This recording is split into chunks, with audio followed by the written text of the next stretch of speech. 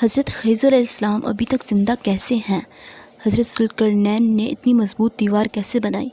یاجوج ماجوج اس دیوار کے پیچھے کیسے آئے اور آج تک قید کیسے ہیں؟ یہ پوری واقعات جاننے کے لیے پوری ویڈیو دیکھیں۔ حضرت خضر علیہ السلام کی کنیت ابو العباس اور نام بلیہ اور ان کے عربی زبان میں اس کا ترجمہ احمد ہے۔ خضر ان کا لقب ہے اور اس کے 3 طرح سے پڑھ سکتے ہیں۔ خضر خضر خضر معنی سبز چیز کے ہیں۔ یہ جہاں بیٹھتے تھے وہاں آپ کی برکت سے ہری ہری گھاس اگ جاتی تھی، اس لیے لوگ ان کو خضر کہنے لگے۔ یہ بہت ہی اعلیٰ خاندان سے ہیں اور ان کے آباء و اجداد بادشاہ تھے۔ بعض عارفین نے فرمایا کہ جو مسلمان ان کا اور ان کے والد کا نام اور کنیت یاد رکھے گا، انشاءاللہ اللہ اس کا خاتمہ ایمان پر ہوگا۔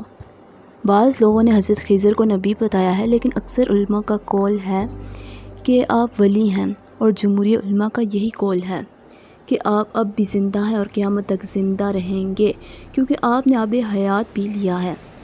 آپ کے گرد بکثرت اولیاء کرام جمع رہتے ہیں اور فیض پاتے ہیں۔ چنانچہ عارض بالآخر حضرت سید بکری نے اپنے قصیدہ درد السحر میں آپ کے بارے میں یہ تحریر فرمایا ہے کہ تیرے حق کی قسم حضرت خضر زندہ ہیں اور ان کی وفات کا قائل وہی ہوگا جو ان کے نور جمال سے ملاقات نہیں کر سکا ہے، تو میری طرف سے ان پر جب باد صبا چلے ستھرا سلام ہو کہ پاکیزگی کے ساتھ باد صبا ان کو پہنچائے۔ حضرت خضر علیہ السلام حضرت محمد صلی اللہ تعالیٰ علیہ وسلم کی زیارت سے مشرف ہوئے، اس لیے یہ صحابی بھی ہیں۔ حضرت ذوالقرنین اور یاجوج ماجوج۔ ذوالقرنین کا نام سکندر ہے۔ یہ حضرت خضر علیہ السلام کے خالہ زاد بھائی ہیں۔ حضرت خضر علیہ السلام ان کے وزیر اور جنگوں میں علمبردار رہے ہیں۔ یہ حضرت سام بن نوح علیہ السلام کی اولاد میں سے ہیں اور یہ ایک بڑھیا کے اکلوتے فرزند ہیں۔ حضرت ابراہیم خلیل اللہ علیہ السلام کے واسطے حق پرست پر اسلام قبول کر کے مدتوں ان کی صحبت میں رہے، اور حضرت ابراہیم خلیل اللہ علیہ السلام نے ان کو کچھ وصیتیں بھی فرمائی تھیں۔ صحیح قول یہی ہے کہ نبی نہیں ہیں بلکہ ایک بندہ صالح ہیں جو ولایت کی شرف سے سرفراز ہیں۔ اب سوال یہ اٹھتا ہے کہ حضرت ذوالقرنین کو ذوالقرنین کیوں کہا جاتا ہے؟ اس کا مطلب ہے 2 سینگوں والے۔ تو حضور اکرم صلی اللہ علیہ وآلہ وسلم نے فرمایا کہ یہ ذوالقرنین کے لقب سے اس لیے مشہور ہو گئے کہ انہوں نے دنیا کی 2 سینگوں یعنی دنیا کے کناروں کا چکر لگایا، اور بعض قول ہے کہ ان کے دور میں لوگوں کے 2 قرن ختم ہو گئے، 100 برس کا 1 قرن ہوتا ہے، اور بعض کہتے ہیں کہ ان کے 2 گیسو تھے اس لیے ذوالقرنین کہلاتے ہیں، اور یہ بھی ایک قول ہے کہ ان کے تاج پر 2 سینگ بنے ہوئے تھے، اور بات اس کے قائل خود ان کے سر پر 2 طرح ابھار تھا جو سینگ سے ایسا نظر آتا تھا، اور بعض نے یہ وجہ بتائی کہ چونکہ ان کے باپ اور ماں نجیم الطرفین اور شریف ذاتے تھے اس لیے لوگ ان کو ذوالقرنین کہنے لگے۔ اب حقیقت کیا ہے یہ تو اللہ ہی جانتا ہے، بے شک جو ہمارے نبی فرماتے ہیں وہ سچ ہی ہے۔ اللہ تعالیٰ نے ان کو تمام روئے زمین کی بادشاہی عطا فرمائی تھی۔ دنیا میں کل 4 بادشاہ ایسے ہیں جن کو پوری زمین کی بادشاہی ملی، ان میں سے 2 مومن تھے اور 2 کافر تھے۔ مومن تو حضرت سلیمان رضی اللہ عنہ اور حضرت ذوالقرنین علیہ السلام، اور کافر ایک بدبخت نصر اور دوسرا نمرود ہے، اور تمام روئے زمین کے 1/5 بادشاہ اس امت میں ہونے والے ہیں جن کا اسم گرامی حضرت امام مہدی ہے۔ آئیے جانتے ہیں حضرت ذوالقرنین کے 3 سفر۔ قرآن مجید میں حضرت ذوالقرنین کے 3 سفروں کا حال بیان ہوا ہے جو سورہ کہف میں ہیں۔ ہم قرآن مجید ہی سے ان تینوں سفروں کا حال تحریر کرتے ہیں جن کی روایات بہت ہی عجیب اور پہلا سفر حضرت ذوالقرنین نے پرانی کتابوں میں پڑھا تھا کہ سام نوح علیہ السلام کی اولاد میں سے ایک شخص آب حیات کے چشمہ میں سے پانی پی لے گا تو اس کو موت نہ آئے گی، اس لیے حضرت ذوالقرنین نے مغرب کا سفر کیا۔ آپ کے ساتھ حضرت خضر علیہ السلام بھی تھے۔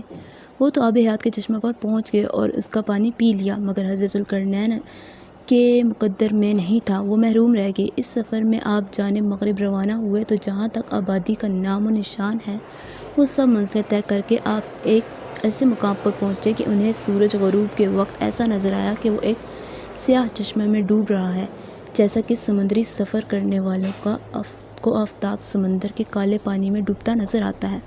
وہاں ان کو ایسی قوم ملی جو جانوروں کی کھال پہنے ہوئے تھے، اس کے سوا کوئی دوسرا لباس ان کے بدن پر نہیں تھا اور دریائی مردہ جانوروں کے سوا ان کی غذا کا کوئی دوسرا سامان نہیں تھا۔